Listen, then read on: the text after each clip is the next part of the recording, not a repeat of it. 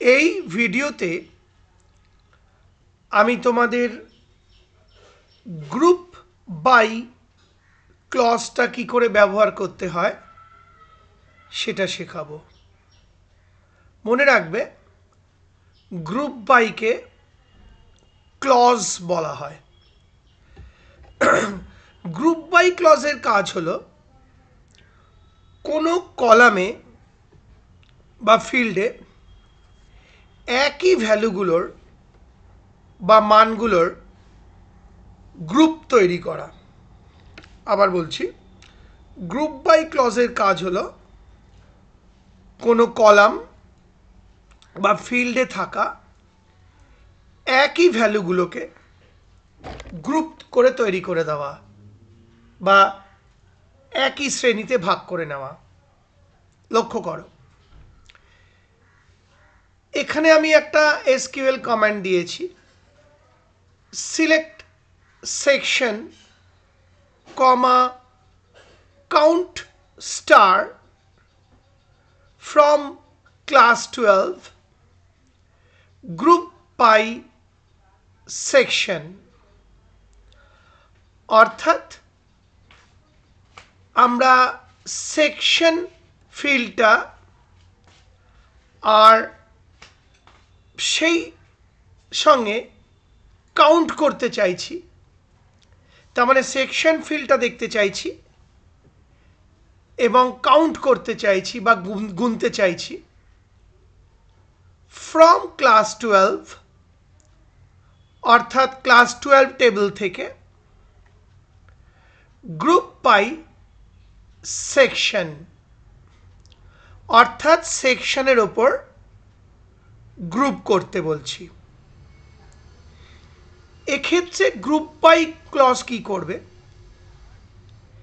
এই সেকশন ফিল্ডে যেখানে যেখানে একই ভ্যালু আছে সেগুলোর গ্রুপ তৈরি করবে, অর্থাৎ একই সেকশনগুলোর গ্রুপ তৈরি করবে গ্রুপ বাই ক্লজ।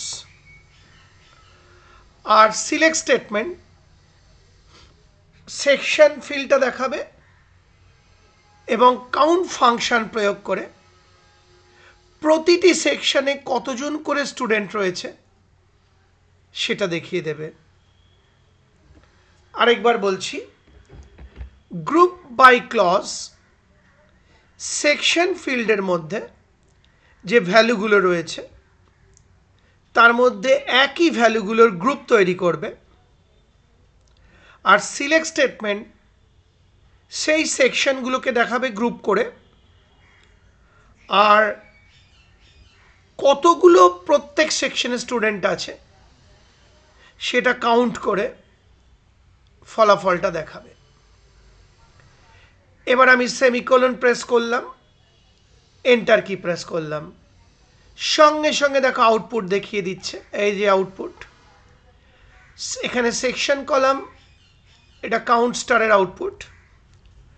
অর্থাৎ সায়েন্স সেকশনে 6 জন স্টুডেন্ট রয়েছে, আর্টস সেকশনে 3 জন স্টুডেন্ট রয়েছে। তার মানে গ্রুপ বাই কি করলো, সায়েন্সের একটা গ্রুপ তৈরি করলো আর আর্টসের একটা গ্রুপ তৈরি করলো।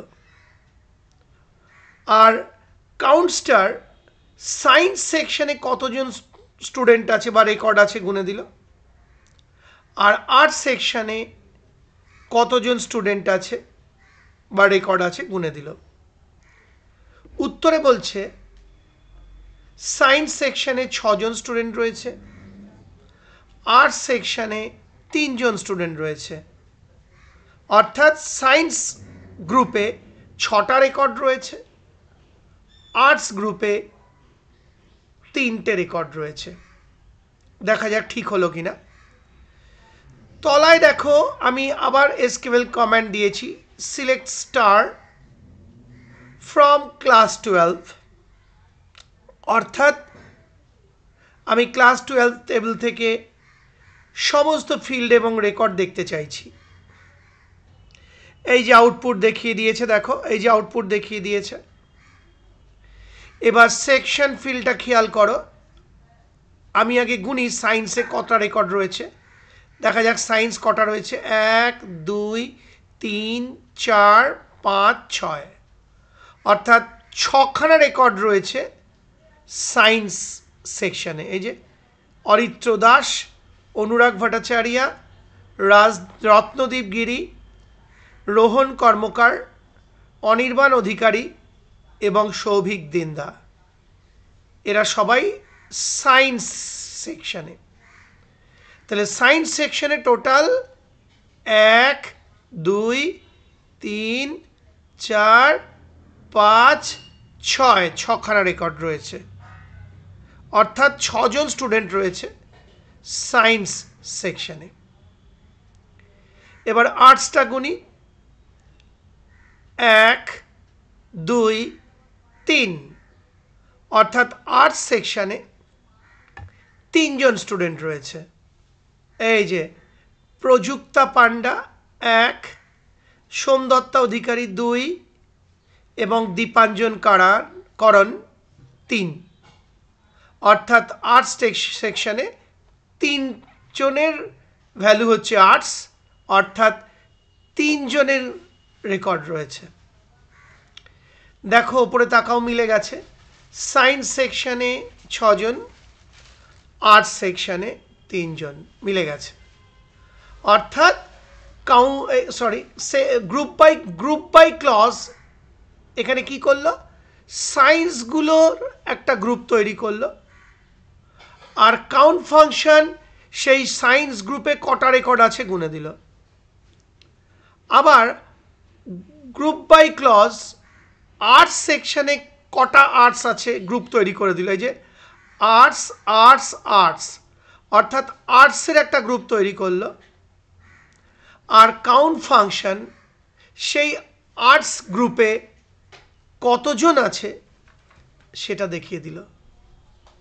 তাহলে সায়েন্স গ্রুপে 6টা রেকর্ড রয়েছে, আর্টস গ্রুপে 3টে রেকর্ড রয়েছে। আমি তোমাদের গুণে দেখিয়ে দিয়েছি, আশা করি বুঝতে পারলে। সেই সঙ্গে আমার এই ভিডিওটি, অর্থাৎ গ্রুপ বাই ক্লজ কী করে ব্যবহার করা হয় দেখিয়ে প্রথম উদাহরণটি শেষ হলো।